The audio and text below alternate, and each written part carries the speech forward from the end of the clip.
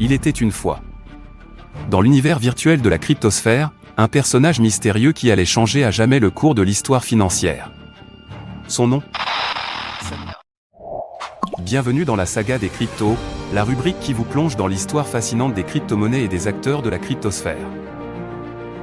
Dans ce premier épisode, nous allons à la découverte du mystérieux personnage central du Bitcoin.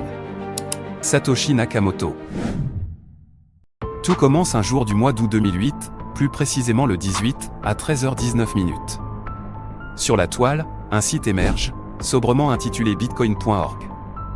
Derrière ce site se cache notre protagoniste, Satoshi Nakamoto. Et sur ce site il collabore avec d'autres développeurs pour façonner un nouveau concept, le Bitcoin. En octobre de la même année, Satoshi publie un document énigmatique sur la liste de diffusion de cryptographie du site metsdog.com. Ce document, c'est le livre blanc du Bitcoin. Il y décrit une monnaie numérique révolutionnaire, basée sur une technologie appelée blockchain. Les travaux de Satoshi ont commencé dès 2007, dans l'ombre. Le 9 janvier 2009, Satoshi Nakamoto effectue un pas de géant. Il publie le tout premier logiciel Bitcoin, donnant naissance au réseau pair à pair, un réseau où chacun des participants connectés dispose des mêmes droits et permet un échange direct de services sans recourir à un serveur central. Ce fut également la naissance des premières unités de la crypto-monnaie Bitcoin, une révolution. En 2010, il transmet les rênes du projet à Gavin Andresen, un autre acteur clé de la communauté Bitcoin. Il transfère également plusieurs domaines connexes à divers membres importants de cette communauté, et met fin à son implication dans le projet en disparaissant des radars. Qui est-il vraiment ? Un génie solitaire ou un collectif anonyme ? Satoshi Nakamoto n'a divulgué aucun renseignement personnel lorsqu'il avait discuté de questions techniques sur le Bitcoin. Sur son profil BitcoinTalk, une plateforme qu'il a créée lui-même, Satoshi se dit être japonais, né un certain 5 avril 1975. Un japonais ? Mais son anglais impeccable et l'absence totale de publications en japonais suscitent des doutes. Les expressions et orthographes idiomatiques occasionnelles comme l'expression « bloodyard » issue de l'anglais britannique retrouvée dans les commentaires du code source et dans les messages sur le forum ont donné à penser que Nakamoto, ou au moins une personne du consortium qui prétend être lui, était originaire du Commonwealth. Le 3 janvier 2009, où le réseau Bitcoin voit le jour, le premier bloc du réseau, le bloc de Genèse dont Satoshi lui-même était le mineur, contenait un message cryptique du journal The Times.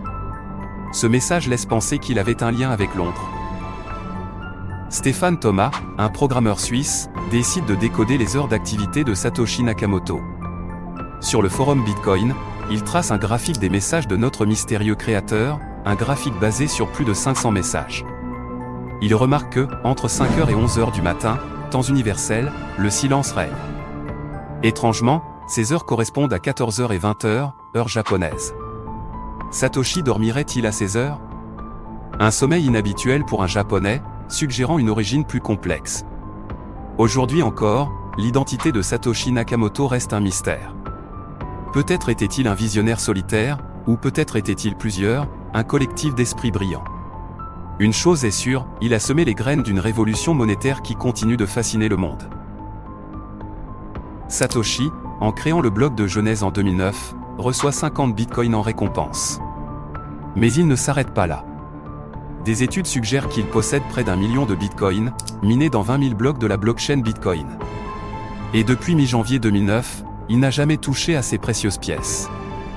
Et puis, en 2020, 50 bitcoins, datant de 2009, surgissent d'un portefeuille antique pour rejoindre un nouveau portefeuille inconnu.